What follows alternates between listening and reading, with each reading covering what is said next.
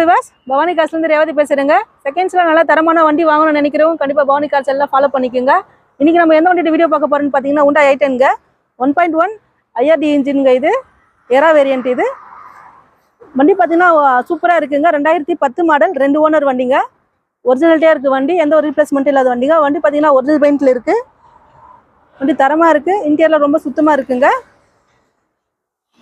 இந்த வண்டிக்கு கஸ்டமர் கேட்குற ப்ரைஸ்ன்னு பார்த்தீங்கன்னா 1,90,000 கேட்டிருக்காருங்க. பட் அது ஃபைனல் ப்ரைஸ் இல்லை. நீங்கள் நேரில் வாங்க, சார் உங்களுக்கு பெஸ்ட்டாக பண்ணி தருவார். நிறைய பேர் i10 கேட்டுட்ருக்கீங்க.